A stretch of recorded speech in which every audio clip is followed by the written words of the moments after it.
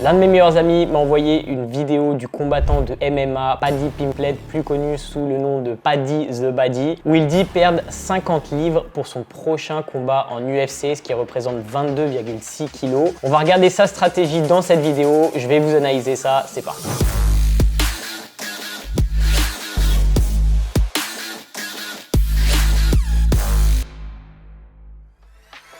Bonjour à tous, pour ceux qui ne me connaissent pas encore, je m'appelle Nevin, je suis coach et cofondateur de la formation Bayesian France. Et sur cette chaîne, je vous aide à comprendre comment votre corps fonctionne réellement pour vous éviter toute frustration et vous permettre d'atteindre vos objectifs physiques et psychiques. Mon pote m'a donc envoyé cette vidéo en me disant « Nevin, il faut absolument que tu fasses une vidéo là-dessus, j'ai trop envie de savoir ton avis dessus par rapport à ce qu'il mange, sa stratégie, etc. » Donc Paddy the Baddy est un mec de Liverpool, un combattant de MMA, qui combat actuellement en lightweight, donc en moins de 70 kg. Il a doucement augmenté son poids à travers les années. Il a commencé à bantamweight, donc moins de 61 quelque chose, donc c'est 140 livres ou 145 livres. Il est monté sur la catégorie intermédiaire et maintenant il est en lightweight. Et donc ce qu'il explique, c'est qu'il était obligé de passer de 92 et quelques kilos, donc 205 livres de son poids hors compétition à 155 livres, qui est 70 kilos, pour combattre sur son prochain UFC. Sa vidéo est donc intitulée « Perdre 50 livres pour l'UFC 282, ce qui paraît complètement incroyable. Donc regardons ensemble cette vidéo, essayons de comprendre sur combien de temps il va faire ça. Est-ce qu'il va le faire en une nuit en coupant l'eau? Est-ce que c'est même possible? Regardons ça ensemble.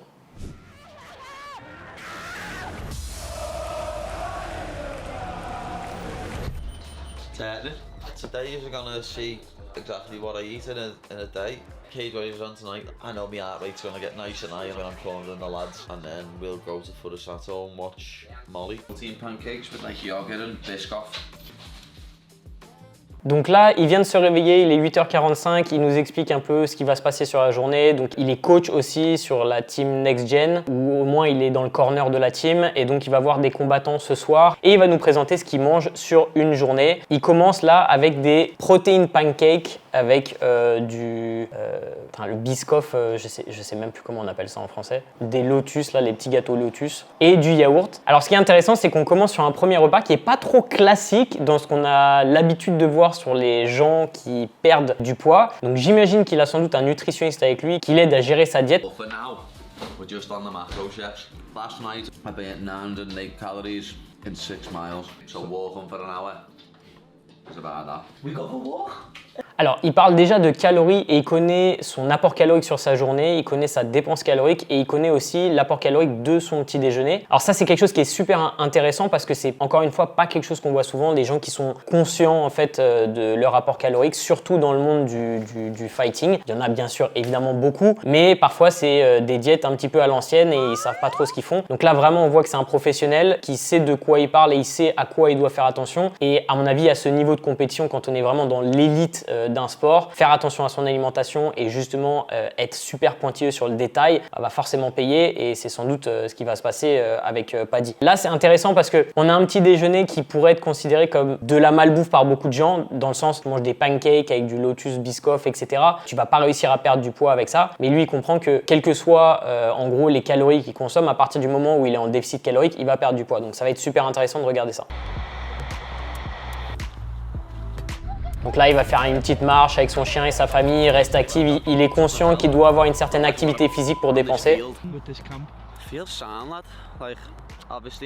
L'accent de Liverpool, à chaque fois j'oublie, mais les likes avec un R à la fin, je comprends pas, j'adore. Where I'm at now, I've got like 9 kilos to lose, lad. I've done more than that overnight.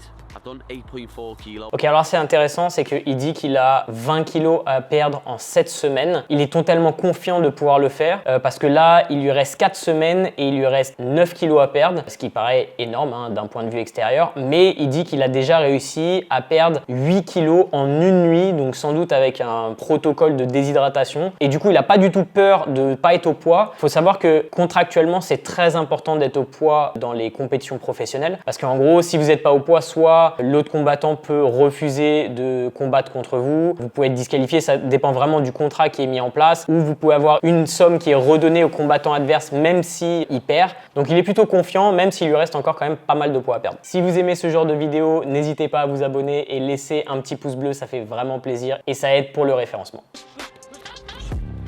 Donc là, on est à Team Next Gen, petit training. Il dit j'ai envie de lui casser le nez. My whole chef been working with me for years, lad, long before the UFC and that.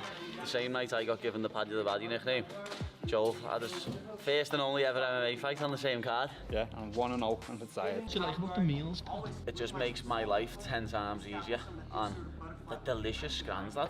Alors super intéressant, donc il parle de quelqu'un qui était à son gym, qui est maintenant son nutritionniste, ou au moins son cuisinier a priori, qui s'appelle Joel McCarthy, et du coup il lui cuisine toute sa nourriture. Paddy est en train de dire c'est super bon, je kiffe, etc. Donc ça c'est important de comprendre que c'est pas parce que vous essayez de perdre du poids qu'il faut forcément manger des trucs que vous aimez pas, bien au contraire. Ça lui permet sans doute d'être plus strict sur son alimentation et de pas manger à droite à gauche, parce qu'à partir du moment où il aime ce qu'il mange, pourquoi est-ce qu'il mangerait quelque chose d'autre? Si vous aimez pas ce que vous mangez, vous allez potentiellement créer ces envies d'aliments extérieurs qui sont pas autorisés, alors que si vous intégrez des trucs que vous aimez qui sont potentiellement cuisinés, on va regarder ça ensemble, ça vous aide vraiment sur votre diète et ça vous permet de maintenir un protocole, un déficit calorique qui va vous permettre de perdre du poids. C'est d'ailleurs exactement ce qu'on fait dans la diète flexible, c'est vraiment ce principe de base, c'est d'avoir les connaissances nécessaires en termes d'alimentation pour justement faire ses choix, optimiser son alimentation et obtenir des résultats. C'est vraiment la solution qu'on met en avant parce que c'est la solution qui marche sur le long terme. There's no rocket science to it, it's not hard. Get yourself in a calorie deficit. Il a tout dit. Il a dit c'est pas difficile, juste il faut mettre en place un déficit calorique. Donc il comprend exactement comment perdre du poids, être en déficit calorique, quelle que soit la manière dont vous vous mettez en déficit calorique. Et c'est ça que beaucoup de gens ne comprennent pas. C'est qu'ils essayent de faire une diète cétogène, une diète végane, une diète low carb, etc. pour perdre du poids. Mais quelle que soit la diète, si vous n'êtes pas en déficit calorique, vous n'allez pas perdre du poids. Donc là, il comprend que je peux manger ce qui me plaît. Alors évidemment, il est un nutritionniste, donc c'est plus facile pour lui d'avoir des plats en plus qui sont cuisinés, qui sont bons pour lui. Mais il sait qu'à partir du moment où il est en déficit calorique, il va perdre du poids. I just think I go so fat because I go from eating like 1,500, 2,000 calories a day to eating like 8,000 a day. That's why the weight piles on, lad. Par contre, il dit aussi que post-compétition, pourquoi est-ce qu'il prend du poids? C'est qu'il va de manger 1500, 1600 calories parce que il a beaucoup de poids à perdre, à manger 8000 calories par jour et du coup, il prend beaucoup de poids. Ça d'ailleurs, c'est un truc pour lequel je serais... Alors, je sais pas quel est son avis là-dessus parce qu'il en parle pas, mais c'est vraiment quelque chose que je déconseillerais aux pratiquants de MMA, c'est d'avoir un poids de corps qui est beaucoup trop éloigné de leur poids de compétition ou leur poids auquel ils combattent. Évidemment, il y aura une différence, c'est nécessaire, surtout à ce niveau, parce que pour être le plus compétitif possible, il faut être le plus léger possible, entre guillemets, parce que ça va vous permettre d'avoir un avantage de taille, donc un avantage d'allonge. Donc c'est vraiment un ratio performance taille-poids qui est super important dans les sports de combat. Mais quand même, là, passer à du coup 70 kg quand il combat à 92,5 kg hors compétition, ça fait vraiment un gros delta. Je sais pas si moi, si je le suivais, je lui conseillerais d'aller aussi haut. Sans doute que je le limiterais entre, je sais pas, 80-85 kg maximum pour quand même pas prendre trop de gras et surtout pas avoir un déficit calorique aussi drastique à mettre en place et potentiellement le fatiguer avant un combat. Parce que c'est vraiment dur d'atteindre un poids de corps aussi bas. Il fait quand même 1m78 je crois, donc il va combattre en moins de 70 kg, donc c'est un ratio qui est correct. C'est pour ça qu'il a pris pas mal de poids ces dernières années entre 2012 et 2022, parce que ça fait 10 ans qu'il est en compétition je crois. Et du coup, s'il doit faire un cut hydrique énorme, même si en UFC je crois que c'est 48 heures la pesée avant le combat, ça tape sur l'organisme, ça fatigue beaucoup et potentiellement ça va réduire les performances physiques lors de la compétition. Right, so today we're going to go through what Paddy the Baddy eats in a week. Menu changes each week, so you never get bored, no repetitive eating. Donc il dit qu'il change le menu toutes les semaines, mais il y a quand même une régularité sur les repas qu'il aime bien mettre en place. Je pense qu'il dit un petit peu ça parce qu'il y a beaucoup de gens qui ont peur des habitudes, mais quand tu manges que t'aimes, finalement tu veux bien le manger tous les jours d'une certaine manière. Donc là on commence par un protéine granola. Donc 300 à 350 calories avec des petits fruits, des flocons d'avoine et une base laitière, je pense un fromage blanc ou un truc comme ça. Very heavy on the carbs. The other option that he usually has, so he mixes it up every day, is overnight oats. Ou sinon, une deuxième option, il fait des overnight oats. C'est encore une fois des flocons d'avoine qui sont cuits, sans doute mélangés avec des protéines et ensuite laissés au frigidaire pour le lendemain avec un espèce de coulis caramel et de la banane. Donc super bon. Pas beaucoup de volume, mais j'ai l'impression que c'est un mec qui arrête pas. Donc en gros, il mange son snack et il passe à autre chose, quoi. Paddy, for his lunch, we usually go for a cold option, which is usually a chicken salad wrap. He's also got a barbecue chicken burrito on as well. Pour le repas du midi, il mange généralement genre un wrap de poulet ou un burrito, etc. Pareil, des trucs qui sont très sympas à manger, facile. Je pense qu'il dit qu'il fait ça le midi parce qu'il veut un truc froid, il n'a pas envie de chercher, je sais pas, un micro-ondes ou un truc comme ça, et c'est directement disponible, il le sort de son sac et il le mange, quoi. Usually, this pretty similar to his lunch. The macro is what he has, but it's more of a hot meal, this one. We've got a chili meatball with fusilli pasta. Ok, soir, il mange des pâtes avec des trucs de viande hachée, de la sauce, du fromage, un truc comme ça. We've got him a Wagyu burger. Ou sinon, c'est un Wagyu burger, donc le mec, il est bougie. Avec des brocolini, je crois que c'est des brocolini, et des frites de patates douces. Alors j'imagine que c'est fait au air fryer plutôt que dans l'huile. Bean sprouts. No, oh god, onions and bean sprouts, they're absolute no-go. My whole kitchen, all my team are just on it. Alors c'est intéressant, ce qui me manque un petit peu sur cette diète, c'est potentiellement du volume, surtout si c'est quelqu'un qui a l'habitude de manger 8000 calories en hors saison. Là, effectivement, on va être aux alentours de 1600, 1800 calories, j'imagine, et il y a très peu de volume, donc potentiellement en termes de faim, bah, ça dépend un peu de son mindset, ça dépend de ses habitudes, mais c'est vrai que j'aurais rajouté des fruits et des légumes, enfin même en termes de santé et tout. Après, s'il est vraiment chiant par rapport à ça, bah, l'adhésion au programme, à la diète, c'est très important et il joue peut-être là-dessus. Paddy, this is a number one. This is his favourite thing, I think he looks forward to. Is a chocolate protein school cake. On va vraiment loin dans le concept de la diète flexible et je trouve que c'est super intéressant de le voir, surtout à un niveau pro. Parce que souvent, c'est un argument que je reçois dans les commentaires, c'est genre ouais, mais il n'y a pas de pros qui font une diète flexible, etc. Bah voilà. Là, on a un gâteau au chocolat protéiné à 220 calories et il dit que c'est le truc qu'il préfère le plus, sans blague.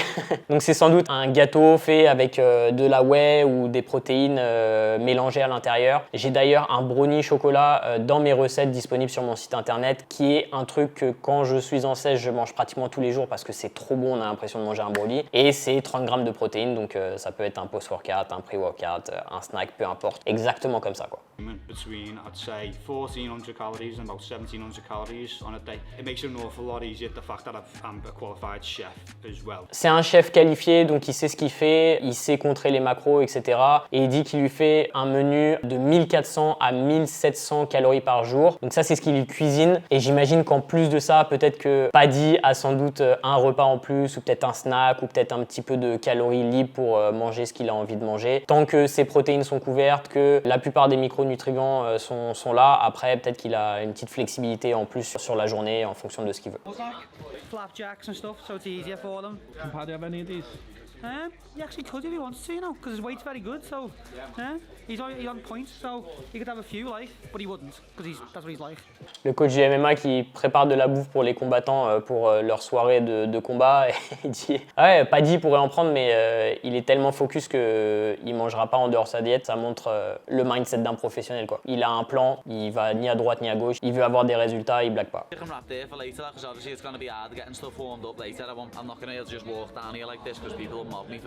Donc là, en fait, ce qu'il fait, c'est qu'il mange son dîner avant son déjeuner, parce que là, il va pouvoir le réchauffer, et tout à l'heure, ça sera un petit peu compliqué parce qu'il sera à droite, à gauche pendant le combat et tout, et du coup, il préfère privilégier ça maintenant. Et ça aussi, c'est de la flexibilité d'une certaine manière. C'est-à-dire qu'il a un plan, mais c'est pas parce qu'il mange son déjeuner au dîner et son dîner au déjeuner que ça change quoi que ce soit. À partir du moment où ses calories sont ses calories et ses macros sont ses macros, les résultats vont suivre.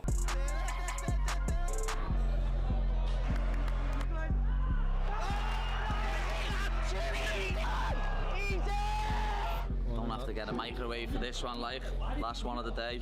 Paddy the Baddy exclusive. I ripped the excess wrap off as well, because I'm weird. Don't need them excess carbs. Donc là, il mange le chicken wrap qu'il nous avait présenté tout à l'heure, qui était censé être son déjeuner. Donc il n'a pas besoin de le chauffer, il le mange en backstage. Donc là, il a un total de la journée à 1410 calories pour l'instant. C'est intéressant qu'il filme cette journée-là parce que c'est vraiment pas facile pour lui, parce qu'il est vraiment dans un contexte qui est complètement différent de ce qu'il vit au quotidien. Il y a une compétition, il n'est pas à la maison, il est obligé de manger sur le pouce. Il va se coucher aussi beaucoup plus tard que sans doute il a l'habitude de faire. Et il reste flexible, il s'adapte, etc. Et il dit que là, c'était son dernier son dernier repas. Et il lui reste quand même le gâteau au chocolat dont on a vu parler et qu'il le garde pour la fin de la journée.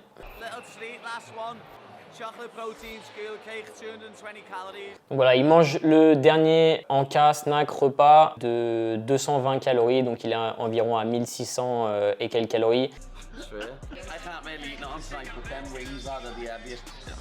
Doing Paddy a favour, aren't I, John? Of course you are, yeah. You have him. I'm gonna have to eat one.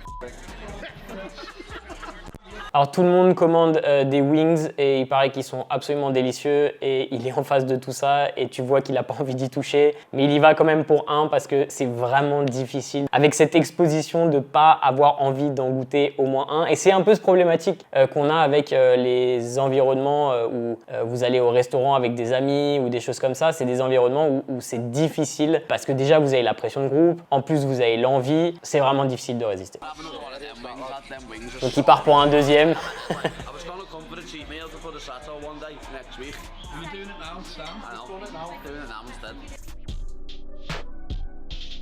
Donc là, il a un total calorique sur la journée aux alentours de 1900 calories. Et même s'il a fait quelques petits écarts, je pense qu'il est quand même en déficit calorique. Et s'il a été en déficit calorique tout le long et qu'il est sûr de lui et que la courbe de perte de poids est régulière, je pense qu'il devrait arriver à ces résultats. Alors là, malheureusement, il ne nous parle pas trop du water cut, donc la déshydratation qu'ils font tous avant de combattre, en tout cas en UFC, parce qu'ils ont quand même encore une fois 48 heures entre la pesée et le combat. Donc ça leur permet de se réhydrater, de se réalimenter. D'ailleurs, super intéressant parce qu'il y a plein de combattants qui vont par exemple être pesés à 70 kg, mais le jour de la compétition, ils font déjà 5 kg de plus avec leur réserve de glycogène au max, une réhydratation. J'aurais bien voulu qu'il en parle là-dessus pour savoir un peu quel était son plan, sa stratégie par rapport à ça, mais là j'ai l'impression qu'il nous présente juste ce qu'il mange sur une journée. Donc peut-être qu'on aura la suite de ces informations dans une autre vidéo un peu plus tard.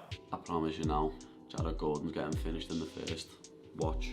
Je pense que c'était une vidéo qui était super intéressante, qui nous permet un petit peu de voir le quotidien de l'élite des combattants UFC, comment ils se préparent en termes de perte de poids, au niveau de son alimentation, qui va sans doute bousculer quelques idées préconçues de ah ouais, bah il faut juste manger des salades, du poulet, du riz, du brocoli pour arriver à son poids de corps. Si vous voulez en apprendre plus sur la diète flexible, comprendre un peu comment quelqu'un comme ça peut se préparer, perdre du poids, comment vous pouvez avoir une solution de long terme pour perdre du poids, atteindre vos objectifs physiques, les liens sont en description. J'espère que cette vidéo vous aura plu. Si c'est le cas, abonnez-vous, appuyez sur la cloche de notification pour savoir quand je ferai une prochaine vidéo. Et moi, je vous retrouve dans la prochaine. Ciao!